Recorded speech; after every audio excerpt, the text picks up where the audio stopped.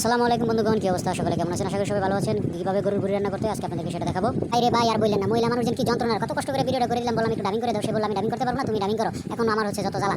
যাক ভাই, জইলা ঘুরে আমি শেষ হয়ে যাই। আরে লারা রে, কি লারা সারা, আরে বেফদা ঘুরে যাবে, তাড়াতাড়ি করছ না রে, এমনি লাললে তো সব লাগিয়ে গেল। পানি দে বেশি করে। বউকে আদর করে বলতেছি তুমি আমার কলিজা, তুমি আমার ফ্যাপসা, তুমি আমার নারী, তুমি আমার বুড়ি। এই কথা বলার পর বউ আমাকে বলতেছে তাই জন্য তুমি আমাকে বুড়ি এনে দিচ্ছ, বুড়ি খাওয়াচ্ছ তাই না?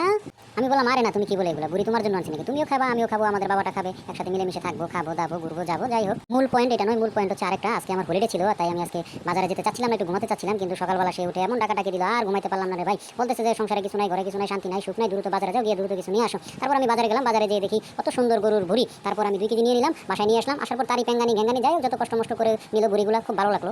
বাইরে ভাই, মহিলা মানুষ বড় এত পছন্দ করে, আমি যদি জানতাম আগে তাহলে সারা জীবন বডি আনতাম, কোনো মাছ মাংস আনতাম না। কথা বলার পর আমাকে বলতেছে জীবনে কি দিছো তুমি আমাকে? না একজোড়া কানের দুল দিলা, নাকের ফুল দিলা, হাতের বালা দিলা, জীবনে কিছুই দিও না, সারা জীবন আমরা ধ্বংস করে আলে, শেষ করে আলে, সংসারে সুখ নাই, শান্তি নাই। আরে ভাই, এই জ্ঞানানি পেনানি শুনতে শুনতে আমার জীবনটা তেনা না।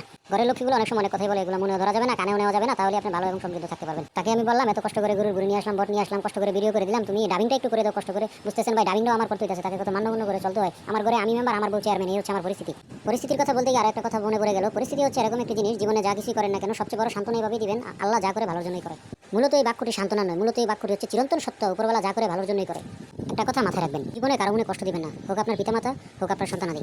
যাই হোক বন্ধুগণ, অনেক কষ্ট দুঃখের কথা বলে ফেললাম, বুদ্ধি হলে ক্ষমা সুন্দর দৃষ্টিতে দেখবেন। বড় দিয়া তোর মন পাইলাম না, বড় দিয়া তোর মন পাইলাম না, দুঃখ অন্তরে আর আমি বট দেব কারে।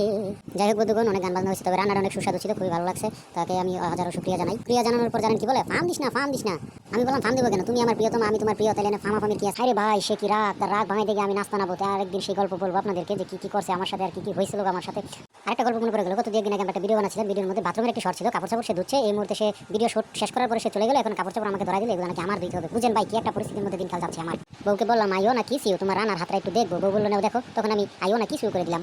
রান্না শেষ না হতে মা ছেলে মিলে চাড়াচাড়ি শুরু করে দিয়েছে। প্রথমে তো বললাম ভাই আপনাদেরকে আজকে বট রান্না করে দেখাবো, তো আজকে তো গল্প করে শেষ করলাম, বট রান্নার দেখাতে পারলাম না, দেখাতে পারছি কিছু বলতে পারলাম না এবং বুঝাইতে পারলাম না। অনেকদিন আরেক ভিডিওতে আপনাদেরকে বট রান্না করে এবং পরিবেশন করে অবশ্যই দেখিয়ে দেবো ইনশাআল্লাহ। ঠিক আছে বন্ধুগণ, অনেক গল্প চাটাম করলাম, আমার কথাবার্তার ভিতরে ভুল ত্রুটি আপনারা অবশ্যই ক্ষমা সুন্দর দৃষ্টিতে দেখবেন। সকলে ভালো থাকবেন, সুস্থ থাকবেন, আল্লাহ হাফেজ।